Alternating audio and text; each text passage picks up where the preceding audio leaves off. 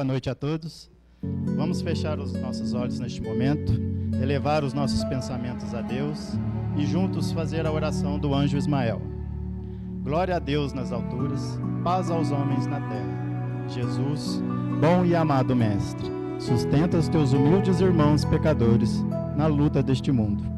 Anjo bendito do Senhor, abre para nós os teus compassivos braços, abrigue-nos do mal, levanta os nossos espíritos à majestade do teu reino e infunde em todos os nossos sentidos a luz do teu imenso amor. Jesus, pelo teu sublime sacrifício, pelos teus martírios na cruz, dá a esses que se acham ligados ao pesado fardo da matéria a orientação perfeita do caminho e da virtude, o único pelo qual podemos te encontrar. Jesus, paz a eles, misericórdia aos nossos inimigos e recebe em teu seio bendito a prece dos últimos dos teus servos. Bendita estrela, farol das imortais falanges, purifique-nos com os teus raios divinos, lava-nos de todas as culpas, atrai-nos para junto do teu seio, santuário bendito de todos os amores. Se o mundo com seus erros, paixões e ódios alastra o caminho de espinhos, escurecendo o nosso horizonte com as trevas do pecado, rebrilha mais com tua misericórdia, para que, seguros e apoiados no teu evangelho, possamos trilhar e vencer as escabrosidades do caminho e chegar às moradas do teu reino. Amiga estrela, farol dos pecadores e dos justos, abre teu seio divino e receba a nossa súplica pela humanidade inteira. Que assim seja.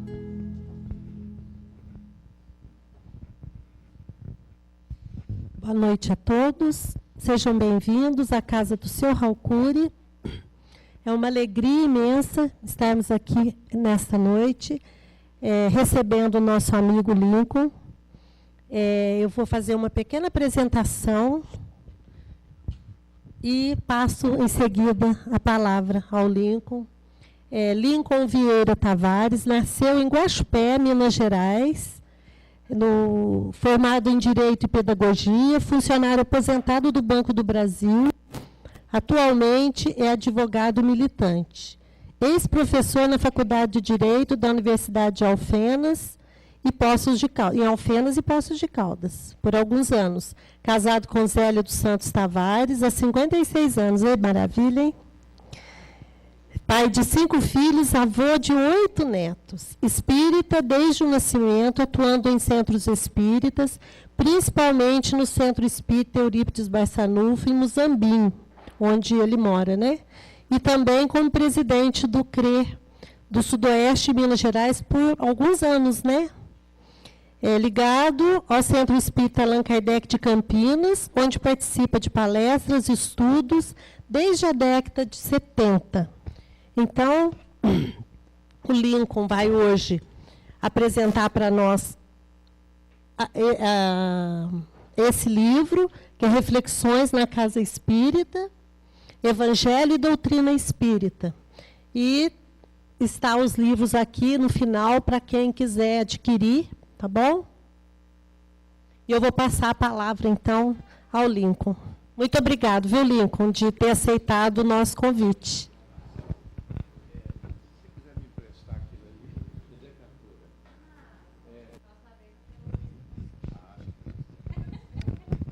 Boa noite a todos, né? Que o nosso Divino Mestre permaneça nos abençoando. Na verdade, a gente não veio aqui para vender livro, nós viemos para fazer esse lançamento que ela pediu para nós, né? Nossa presidente, Sonira, né? Sonira. Nós fizemos o lançamento em Campinas, né? Então, o que nós vamos fazer? Falar rapidamente alguma coisinha e aproveitar alguns capítulos aqui para dar uma pincelada evangélica que vai nos servir de aula, de palestra espírita, né? Esse livro, ele nasceu na seguinte situação. Nós participamos do Centro Espírita Allan Kardec, lá em Campinas. Para quem não conhece, é o centro da Terezinha Oliveira, né? Aquela escritora, palestrante, uma pessoa muito querida nossa. Desde a década de 70, ela colocou aqui, eles colocaram, e eles têm a bondade de me colocar no quadro de expositores, porque eu faço palestra sempre lá. Inclusive, agora no dia 26, nós vamos estar lá. E, com isso, a atual presidente, que ficou no lugar da Terezinha, é uma senhora muito distinta, a dona Marinice Ishimaru.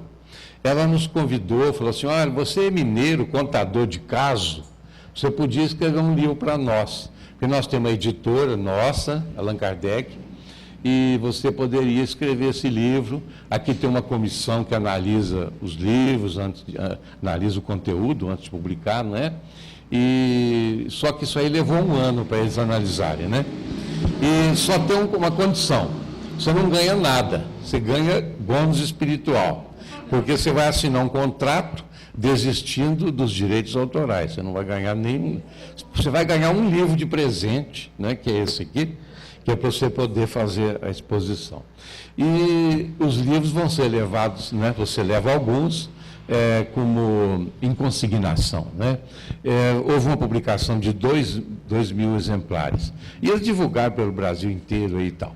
E como é que saiu esse livro? Na verdade, eu nunca pensei em escrever livro, coisa nenhuma.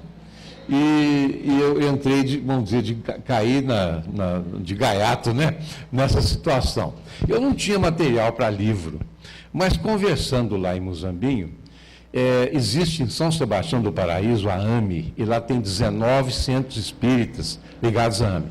E eles mantêm um jornalzinho espírita chamado Mensagem Espírita, há muitos anos. E eu faço o editorial desse jornal todos os meses. Então, eu falei, gente, esses artigos, né, são crônicas espíritas, né, que eu faço. Se eu tivesse isso aí guardado, mas eu não tenho, e um companheiro nosso lá falou, eu tenho todos no meu computador. Nosso companheiro chama-se José Olímpio, né, pessoa muito querida, e ele me cedeu esse pendrive, eu mandei para Campinas. Então, deu 80 capítulos pequenininhos, 2 folhas cada um, 2 páginas cada um, de vez em quando tem um pouquinho uma terceira. E o que são os assuntos? É a interpretação de evangelho, mais ou menos, né, a moda da casa, mas mais ou menos como a União Espírita Mineira faz, aquele estudo miudinho. Então é mais ou menos, não é integralmente. E a outra parte, ele tem 2 partes, são ideias, né, que a gente não chama nem de orientações, quem somos nós, ideias, sugestões para os centros espíritas sobre diversos assuntos. Então é um livro assim, de leitura muito fácil, muito tranquilo, qualquer pessoa pode ler, inclusive não espíritas, não vai alterar nada, porque não fala mal de religião nenhuma, de filosofia nenhuma. E o que nós pretendemos fazer? Eles fizeram tudo, fizeram a capa sem eu saber, puseram o título, né? Eu mandei uma foto minha, eles escreveram isso aqui, que a Sonira leu, e fizeram também o prefácio.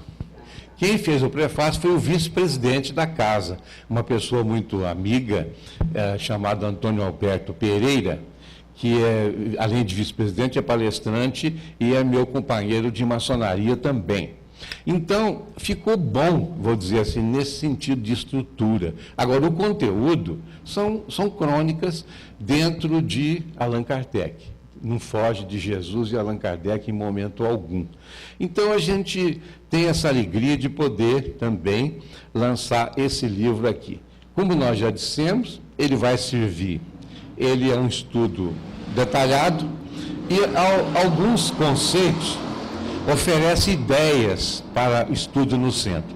Então, o que nós vamos fazer na noite de hoje? Nós vamos pegar uns capítulos aqui, quase que ao acaso, e contar para vocês o que está escrito aqui. E isso aí vai acabar sendo um estudo do Evangelho e um deles um pouco de obras póstumas, de Gênese. Então, nós vamos pegar primeiro o capítulo número 6 desse livro. Ele nos fala sobre a figueira sem frutos, ou a figueira estéril, que é uma passagem que tem no Evangelho de Jesus, está em Marcos, no capítulo 11, versículos 12 a 14 e 20 a 22. Essa passagem é muito bonita, muito interessante, acho que conhecida de todos nós. No livro ela está descrita. Jesus amanheceu, né, caminhando com os discípulos, e diz aqui a passagem que ele teve fome. Então, os discípulos, né, começaram a procurar um lugar que pudesse apanhar algum fruto. E Jesus viu ao longe uma figueira, e ela tinha muitas folhas. Então ele disse aos discípulos: olha, aquela figueira, vamos apanhar os frutos. Jesus sabia que lá não tinha fruto, né, lógico. Mas isso faz parte da passagem para nos ensinar. E os discípulos disseram: Senhor, mas agora não é tempo de figos, né? É uma figueira, não é tempo de figos. Como é que nós vamos fazer? Vamos ver se acha alguma coisa. Chegando lá não tinha frutos, não tinha figos. E o que tem a ver isso aí na interpretação do Evangelho? A fome que Jesus sentia não era uma fome de ordem material, não é? É uma fome que a espiritualidade tem, um desejo sincero de nos ajudar, de que a gente possa ser alimentado pelas palavras da espiritualidade, alimentado por boas obras, não é? E tudo mais. E por que Jesus olhou aquelas folhas, estava bonita a figueira, e não tinha fruto? Segundo a tradição antiga, naquelas terras, é algo estranho, mas funcionava assim. Os frutos, eles aconteciam primeiro, não é? Antes das folhas. As folhas, elas vinham depois que já tinha fruto, tinha o figo. Então, quando Jesus olhou aquelas folhas, bonito, né? Ele já teve certeza, ou supôs, né, que tivesse frutos lá. Claro, porque se era assim, a natureza era assim, só que não encontrou frutos. E Allan Kardec, quando ele comenta essa passagem, ele diz assim: quantas pessoas na prática que aparentam uma beleza exterior, não é? Quantos oradores, quantos escritores que apresentam como que folhas, né, enfeites, mas não tem frutos. As obras dele não têm frutos. E aí nós estamos pensando a nosso respeito. Nós que estamos aqui hoje, às vezes nós estamos enfeitando a nossa vida, as coisas que a gente não está produzindo nada e aparentando produzir. Quantos médiuns, não é? Que na verdade às vezes são inúteis, têm uma mediunidade boa, mas que trabalham numa situação que não produz nada espiritualmente falando. Então esses são os frutos, né? Aquela aparência que existe, mas que na verdade não tem nada. Mas tem mais um probleminha. Não era tempo de produzir os frutos. Se bem que tinha um enfeite, né? Não era tempo. Como é que funciona isso? Esses frutos a que se refere o Evangelho são as obras. São as coisas que nós vamos fazer para o próximo. É o nosso procedimento, é a nossa vida que tem que produzir frutos espirituais. Não, mas isso não é tempo. Pois é, essa que é a questão. A espiritualidade valoriza muito aquela questão de se fazer o bem, de se produzir frutos na época correta. Mas se nós conseguirmos produzir fora da época, melhor ainda. O que é produzir frutos fora da época? Vamos dar alguns exemplos. Por exemplo, digamos que eu estou com um problema de saúde sério, passando por dificuldades, não é? E alguém me procura, também doente, precisando de um auxílio. Se eu disser para ele: eu não posso te ajudar porque eu também estou doente, às vezes nós estamos produzindo frutos no tempo certo. Mas se eu me esforçar, até esquecer a minha doença e poder ajudá-lo, nós aí estaremos produzindo frutos fora do tempo.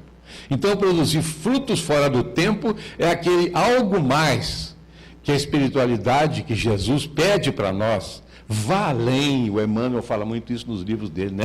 Um pouco mais, anda um pouco mais. Seria como que alguém nos pediu um dinheiro emprestado e nós não temos. Aí nós arranjamos emprestado com outra pessoa e repassamos sem comentar com ele. Porque se nós dissermos para ele: eu vou arrumar emprestado para te emprestar, não. tudo sereno. Então, são exemplos, aí vai muito longe. É quando nós nos esforçamos além, talvez, até da nossa capacidade aparente, porque nós temos capacidade, mas aí a gente vai além. Isso é produzir frutos fora da época. Mas Jesus caminha com os discípulos e ele diz assim que jamais produza frutos dessa árvore e vai embora. No dia seguinte eles voltam. E Pedro fala assim: mestre, aquela figueira que amaldiçoastes secou completamente. Aí Jesus responde uma coisa estranha. Ele diz assim: tende fé em Deus, porque se disseres a este monte, passa daqui para acolá, ele passará. Aí nós ficamos pensando, que complicação, né? Essa mensagem, né? Que não é uma parábola, porque é um acontecimento que o Evangelho narra. Na verdade, o que acontece ali, quando a gente aprende essa questão que a União Espírita Mineira divulgou do estudo miudinho, nos ensina que a gente tem que ir à época, voltar à época, a parte geográfica, a parte histórica, talvez até um pouco da linguagem daquele povo, o modo de se expressar. E nós fizemos uma pesquisa muito interessante. Existe uma palavra na língua hebraica que foi traduzida como amaldiçoou, não é? Que não seria bem isso. Nós consultamos uma vez um teólogo protestante, que é professor de hebraico, e ele nos disse que a palavra que está lá traduzida por amaldiçoou é kalal. E kalal, na verdade, significa desprezar, deixar de lado. Não é amaldiçoar. Amaldiçoar é muito pesado. A língua hebraica é muito pobre, e uma palavra tem muitos significados, até como a nossa mesmo. Se eu falar, eu tenho uma manga, nós não sabemos se é manga de roupa ou se é manga de chupar. Isso é um exemplo simples, não tem muita coisa diferente. O hebraico era muito pior. Então, essa palavra kalal significa desprezar, deixar de lado. O que Jesus fez, então, com a figueira sem frutos? Ele desprezou. Assim a espiritualidade faz conosco. Quando a gente não produz frutos fora da época, de jeito nenhum, e nem na época também, a espiritualidade nos deixa de lado. Fala, então eu vou procurar outro. Procurar um outro instrumento, uma outra criatura que possa fazer o que nós precisamos que faça pela própria humanidade. Então é o que acontece. E por que Jesus responde a Pedro: tende fé em Deus? Porque quem tem fé em Deus, ele vence tudo isso. Ele produz frutos na época, produz frutos fora de época. Então, é essa a interpretação que nós podemos dar. Está aqui nesse livro, em 2 páginas apenas, ou 2,5, essa explicação. Então, a gente está dando aqui alguns exemplos e, ao mesmo tempo, servindo de aprendizado para todos nós, a começar para mim mesmo, né?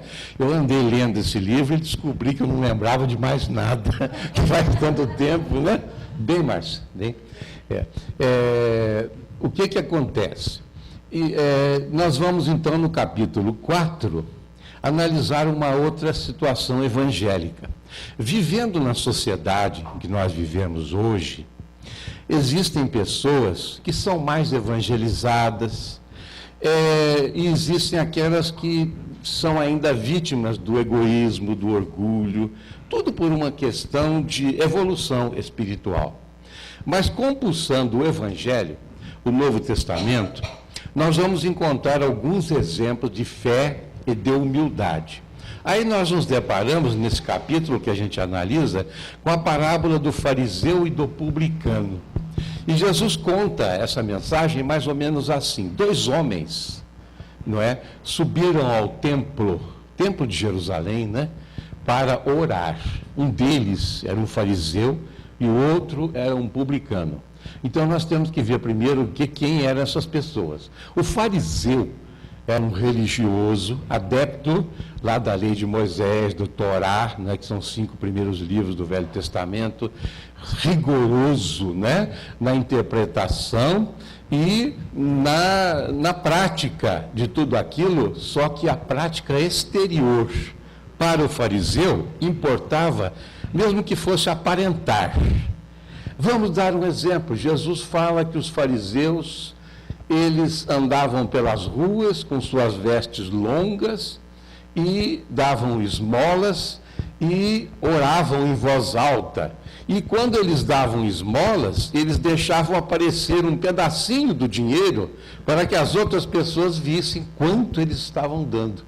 Digamos que eu pegue uma nota de R$20, dobre e deixe o número 20 aparecer. E cheio de gente ao meu lado, eu dou a esmola. O fariseu fazia isso, porque para eles valia muito mais a aparência, fazer aqueles jejuns, aqueles rituais todos, e nada de seguir intimamente, do seu coração, os preceitos divinos. E o que era o publicano? O publicano era uma pessoa que concorria em asta pública, né? Uma espécie de uma concorrência, e a gente fica imaginando assim que isso aí poderia ser até uma carta marcada, né? Já sabia quem que era, junto ao Império Romano, para cobrar impostos dos judeus. E os judeus eram explorados pelo Império Romano. Então, o que acontecia? O povo, os seus compatriotas, detestava esses publicanos, porque eles ganhavam muito dinheiro e ainda estavam cobrando impostos dos judeus. E os judeus não eram como nós hoje, que adoramos pagar impostos, né? Eles tinham horror dos impostos, né? E aí tem mais uma complicação.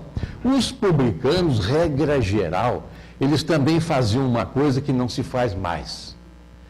Eles pegavam uma boa parte do imposto para eles, né? Tanto é que Zaqueu era o chefe dos publicanos. Quando ele sobe na árvore, né, que está no Evangelho, e desce, Jesus desce depressa, porque hoje me convém pousar em tua casa. Aí ele diz: Senhor, estou resolvido, devolvo 4 vezes mais aquilo que fraudei. Olha como é que era, quanto que o homem já tinha, não é? É isso? Então, o publicano era um homem dessa natureza. E Jesus está dizendo que os dois foram orar no templo. O publicano, de certo, nem tinha costume de orar. De repente, ele resolveu. O fariseu está na frente, o publicano um pouco atrás, em pé, no templo. E o fariseu bate no peito e diz: Senhor, eu cumpro as vossas leis. Eu jejuo 3 vezes por semana, que era o preceito deles, né? Eu dou o dízimo, pago o dízimo direitinho. Uso as vestes apropriadas, dou as esmolas, faço as orações longas pela rua e tudo mais. Até aí está mais ou menos, ele está se contando vantagem, mas de repente ele vira e diz assim: não sou como este homem aqui, que frauda todo mundo, que rouba, que é um pecador. E em voz alta, né? E o publicano está escutando tudo isso. Aí o publicano fica com uma humildade, não tem coragem nem de levantar os olhos para o altar. E ele diz: Senhor, eu sou um pobre pecador, cheio de problemas, mas tende piedade de mim, por caridade. E Jesus então pergunta aos discípulos, e ele mesmo responde: qual dos dois saiu justificado? E ele responde: o publicano, pela sua humildade, pelo seu desejo de mudança. Então a gente vê a situação. Aí nós ficamos pensando: mas o que nós temos com isso? Né? Uma coisa que aconteceu há tanto tempo, mas é que às vezes a gente age como fariseu. Agimos também como publicano, mas mais como fariseu. Quantas vezes a gente imagina assim: eu não sou igual àquele, né? Eu não faço o que aquela pessoa faz. Nós apontamos o dedo, né? E ficamos criticando as pessoas. Até nós espíritas, que frequentamos os centros espíritas, uma vez nós ouvimos uma expressão muito interessante que a gente sempre repete porque gostamos muito, não é? Da tia de uma pessoa que está aqui, a Maria Zélia, né? A Dona Maria. Ela faz umas palestras bonitas, ela mora em Governador Valadares, hoje está bem idosa. Ela disse assim: nas igrejas as pessoas batem no peito, no centro espírita esquenta a cadeira. Eu nunca esqueci dessa expressão, achei muito boa. E nós ficamos esquentando as cadeiras do centro a semana inteira. Segunda no outro, no centro, terça no outro, quarta no outro, e tudo. E achamos, igualzinho o fariseu, que está ótimo. Aí nós falamos, Senhor, puxa vida, eu estou frequentando aqui, estou participando, estou exercendo até a mediunidade, participo lá, levo uma cesta para um pobre, está uma beleza. Olha, o Chico Xavier, nosso querido Chico, ele disse uma vez que o Emmanuel falou com ele que os espíritas estavam desencarnando em situação muito difícil, porque estavam fazendo muito pouco. Então nós temos que tomar muito cuidado para que a gente não faça como o fariseu, de começar a falar, eu faço isso, eu faço aquilo, eu arrumo isso, arrumo aquilo. Preferível ter mais humildade. Então é uma lição de humildade para nós. No capítulo 17 aqui desse livrinho, tem intitulado Um pouco de Evangelho. Hoje nós encontramos muito pessimismo entre as criaturas, né? Depressão, os consultórios dos psicólogos, psicoterapeutas estão lotados, não tem nem vaga para consulta por causa disso. Existem tantos livros, né, de autoajuda, tanta coisa, inclusive companheiros espíritas têm esse problema às vezes, e nós criamos até aquilo que a gente chama, que Allan Kardec chama, tormentos voluntários. Quer dizer, a gente cria problema para nós criamos problemas que não existem. E nós ficamos criando no dia a dia. E aí nós vamos analisar uma passagem evangélica que está na Epístola de Paulo aos Filipenses. Está no capítulo 3, versículos 13 e 14. O que o apóstolo Paulo diz ao povo de Filipe? Ele diz assim: irmãos, quanto a mim, não julgo havê-lo alcançado. Mas uma coisa eu faço, esquecendo-me das coisas que para trás ficam, avançando para as que diante de mim estão, prossigo para o alvo. Olha que interessante o apóstolo Paulo dizendo que ele não alcançou isso ainda. Ele está pelejando para fazer isso. E às vezes nós ficamos nos gabando de santos, né? Eu já consegui uma evolução maravilhosa. O apóstolo Paulo está dizendo que, se bem que eu ainda não alcancei isso, mas o que eu faço? Eu esqueço das coisas que passaram, vivo o presente e caminho para o alvo. Essa é a receita para nós, não é? São ensinamentos a respeito exatamente disso, o passado. O que é o passado para nós? A maioria dos nossos problemas de depressão, problemas de ansiedade ocorrem em relação ao passado e ao futuro. O passado já se foi e o futuro nós não sabemos. Então, como é que fica essa situação? O passado foi bom demais para nós, nos deu grandes lições. Mas eu errei tanto no passado, aprontei tanta coisa. Primeiro, naquele tempo, talvez, naquela época, nós não soubéssemos o que sabemos hoje. Se a gente soubesse o que sabe hoje, graças à doutrina espírita, nós não teríamos aprontado. Outra, nós já aprontamos. Não tem mais recurso. Quem assistiu um filme chamado Clique, que alguém apertava um controle remoto e voltava no passado e mudava o passado. Não deu certo e não dá mesmo. Não tem como voltar ao passado. E se a gente ficar pensando lá, vai se complicar mais ainda.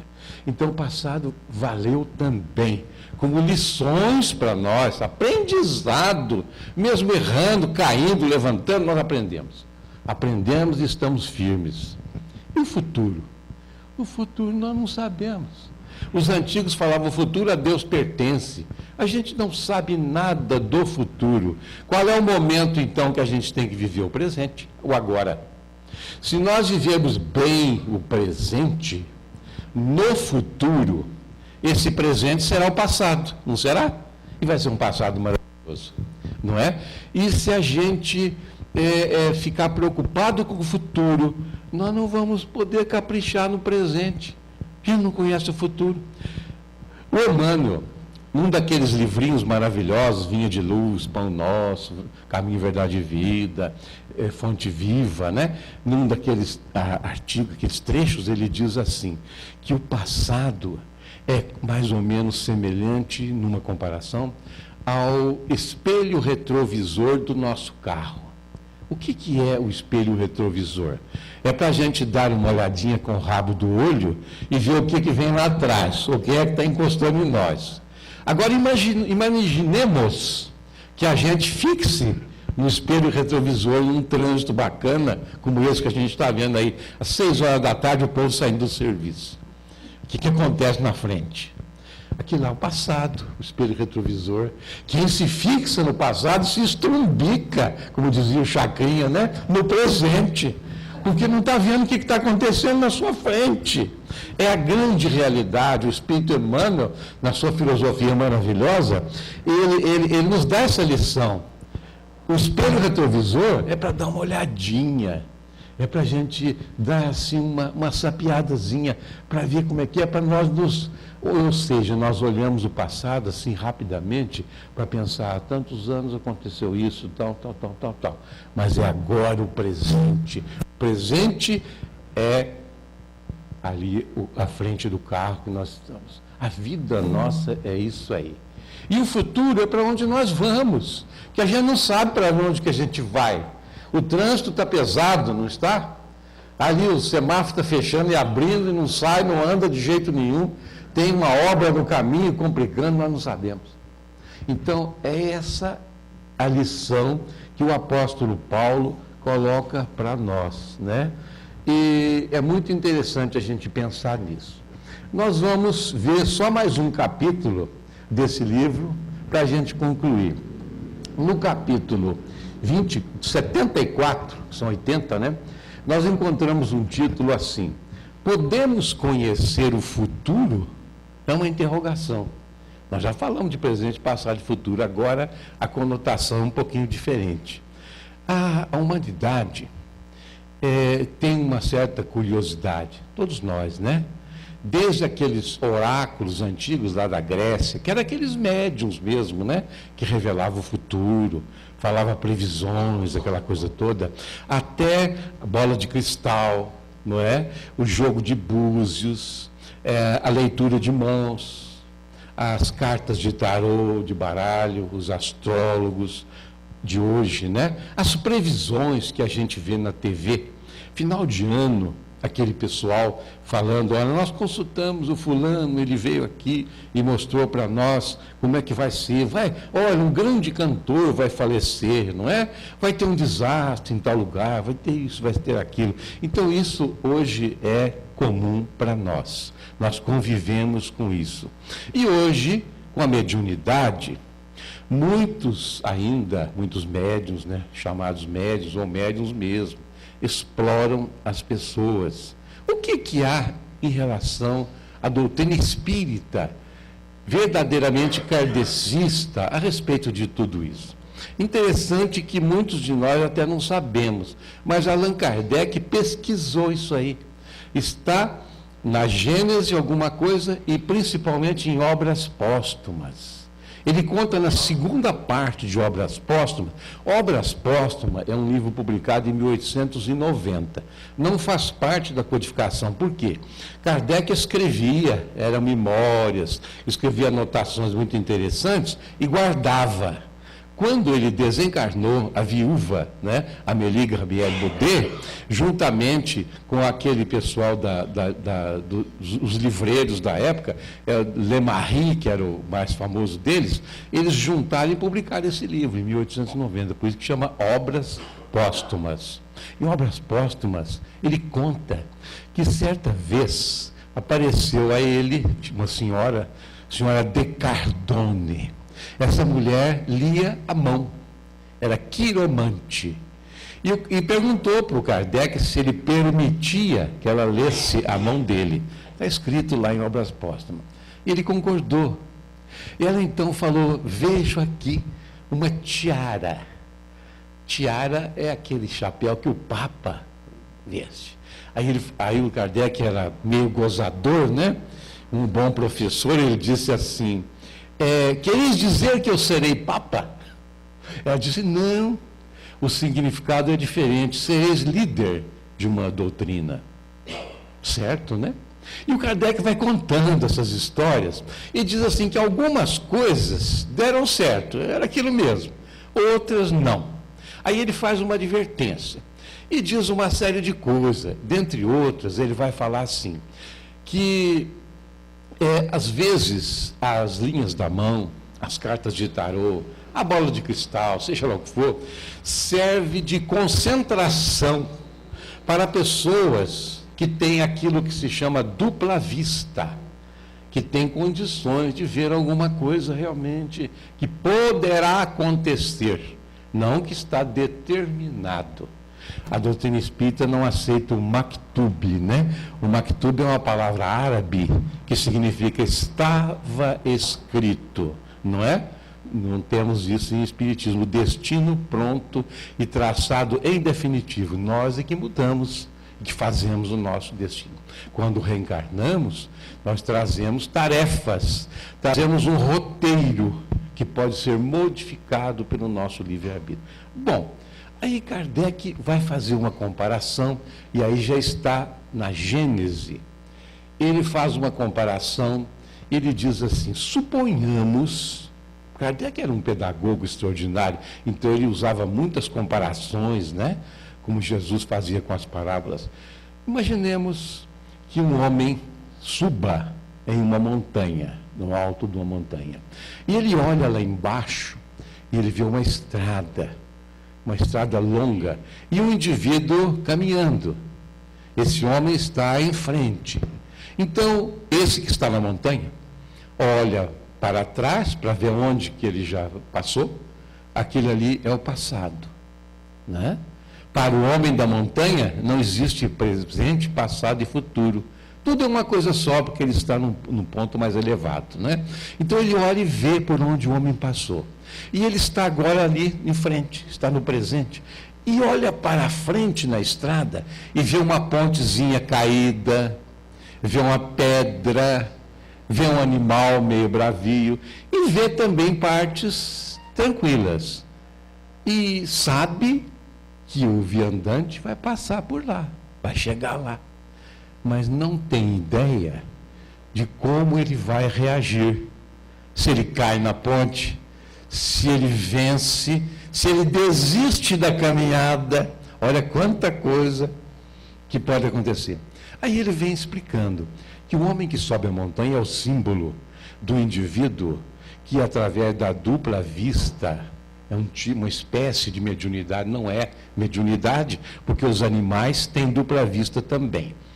É por isso que alguns animais, chamados animais superiores, que é o cavalo, o boi, o gato, o cachorro, costumam ver espíritos, porque eles têm dupla vista. Não é mediunidade. Mediunidade, eles poderiam receber mensagem. Como é que você vai receber mensagem de um animal? Não é? Não é mediunidade, é dupla vista. Então, um indivíduo dotado de dupla vista, mesmo que ele fique olhando nas linhas da mão, na casa de baralho ou na bola de cristal, na verdade, ele está subindo a montanha. Subir a montanha é se desligar das coisas da terra e ficar num estado, não é?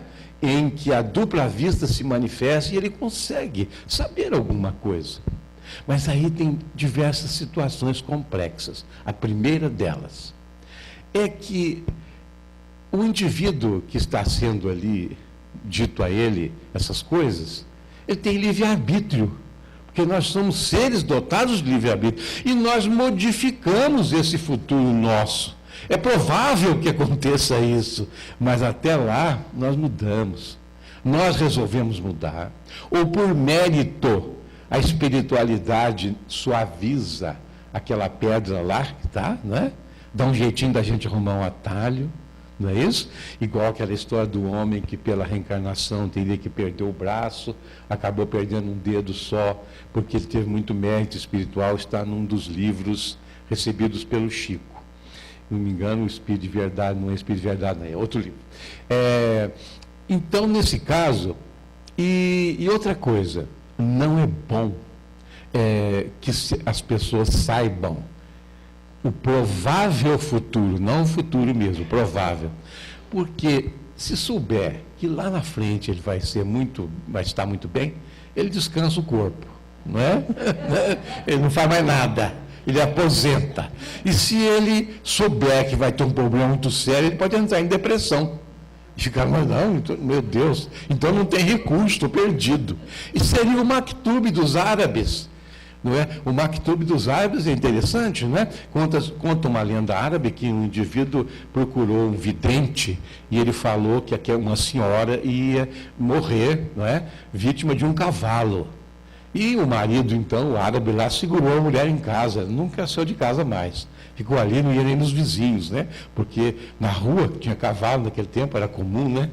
E vai ficando por muitos anos. Um determinado dia, ela vai à casa de um vizinho ali pertinho, que não tinha cavalo, não tinha nada, e cai um quadro na cabeça dela e ela morre. O quadro é uma pintura de um cavalo. Isso é um maktub árabe. A doutrina espírita não aceita esse tipo de coisa, porque nós podemos mudar pelo livre-arbítrio, podemos mudar por mérito espiritual e por muitas outras situações interessantes e importantes. Então, o que nós vamos aprender com essa lição? Essa possibilidade toda de nós mudarmos a nossa vida, assim, a gente direcionar certas coisas interessantes. Isso faz com que nós não nos preocupemos muito com o futuro. Kardec acrescenta também aquela questão do charlatão, aquele indivíduo que se aproveita daquilo para ganhar dinheiro, para fazer nome, ficar famoso e outras coisas mais. Então é complicado. A gente, às vezes, por curiosidade, eu faço isso às vezes, ouço aquelas previsões que se faz lá nas TVs no final de ano, né? E anoto algumas coisas. Eu cheguei até a gravar, para ver o que acontece. Algumas coisas, dá certo, mas a maioria não é. Então, são probabilidades. A doutrina espírita, então, olha com cautela tudo isso, sem esquecer que é possível, sim, ter algumas ideias. Mas não é bom, às vezes, que a pessoa saiba. Certa vez, para nós concluirmos, um indivíduo, um viandante, digamos, não sei se um morador de rua, alguém assim, chegou lá do Chico. E foi lá conversar com ele, pedir a benção para ele, então ia lá pedir a benção para ele, né? Aí o Chico, meu filho, olha, você tem um documentozinho aí? Aí ele falou, Chico, eu não tenho nada, não tem coisa nenhuma no bolso. Meu irmão, olha, a gente precisa ter um documento, viu? Porque como é que faz? É muito difícil, é perigoso, assim, você até preso aí sem documento. Vamos fazer uma coisa? Vamos fazer um documento para você. E o Chico pegou um papel, perguntou o nome dele, perguntou se ele tinha algum conhecido, e foi anotando os dados todos no papel, dobrou, falou, guarda no seu bolso. No dia seguinte, o indivíduo foi atropelado e desencarnou na rua. O Chico sabia, pela dupla vista, pela mediunidade, ele já estava lá no alto da montanha, simbolicamente falando, que o homem ia desencarnar. Mas não poderia contar isso para ele. E se isso não acontecesse também? De repente, por um mérito qualquer espiritual, isso aí poderia ser modificado.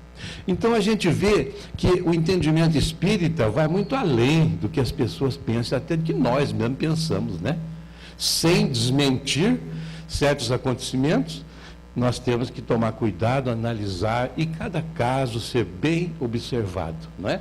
Então isso aí está no capítulo 74. E nós concluímos aqui, aproveitando para dizer que com isso a gente estudou um pouquinho de Evangelho, né? E os livros estão aqui. Esse livro está sendo vendido na internet por um preço meio elevado, R$ 47,00. Lá na livraria do Allan Kardec, eles estão vendendo a R$ 33. E eles me autorizaram em consignação, né? Eu estou fazendo isso, não vamos falar de favor, porque é um trabalho espiritual. Por R$ 30,00. Qual que é a destinação desse dinheiro? São as obras assistenciais do Centro Allan Kardec, que são muitas. Para que tenham uma ideia, lá tem 1.000 crianças na evangelização. Eles têm diversas creches, tem 2 escolas. É uma quantidade incrível de trabalho. Quando nós falamos lá nos domingos, às 10 da manhã, a frequência é de 560 a 600 pessoas. E aquele pessoal todo trabalha demais. Houve lá um festival do livro, onde nós lançamos isso aqui, e passou por lá, pelas estatísticas deles, 4.500 pessoas. Então é muita gente para trabalhar e para ser assistida também, para ajudar na assistência. Então as obras assistenciais são inúmeras. E quando eles fazem os livros, eles contam com quem escreve para doar os direitos autorais. Então é isso aí, meus irmãos. A gente vai estar aqui, uma pessoa vai tomar conta para nós, a gente pode dar uma assinadinha no livro se quiserem, né? Para quem quiser, vai ser uma alegria muito grande para nós. Muito obrigado a todos, que Jesus permaneça nos abençoando. Muito obrigado.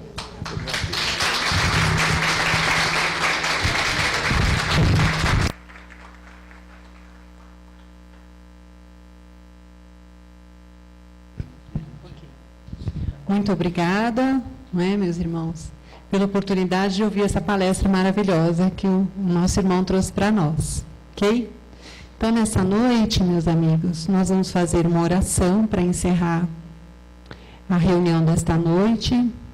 Ali na saída nós temos água fluidificada, por favor, vocês podem ficar à vontade na hora de descer, ok? Aí vou pedir para o meu amigo apagar a luz ali. Então vamos agora, meus irmãos, aproveitar essas boas energias que sabemos que temos aqui neste ambiente de luz, de amor, e vamos agradecer ao nosso Pai de amor e misericórdia pelo dom da vida, pela oportunidade de conhecermos essa doutrina abençoada. Agradecer ao nosso querido Mestre Jesus, que sempre nos ampara. Agradecer ao nosso irmão que hoje esteve conosco, iluminando ainda mais as nossas mentes. E vamos pedir que a espiritualidade amiga possa, nesse instante, enviar essas boas energias que aqui, esses bons pensamentos que aqui foram produzidos, para que eles sejam direcionados aos nossos irmãos que sofrem por algum motivo, aqueles que precisam de uma palavra amiga, de um prato de comida, de paz, que todos eles possam receber nesse instante, amado Mestre, o alívio para as suas aflições, para as suas dores. Te pedimos, Pai, que nos acompanhe por toda a semana, que acompanhe as nossas famílias, que nós possamos estar sendo amparados pelos nossos anjos guardiões e sigamos em sua direção. Que assim seja. Graças a Deus.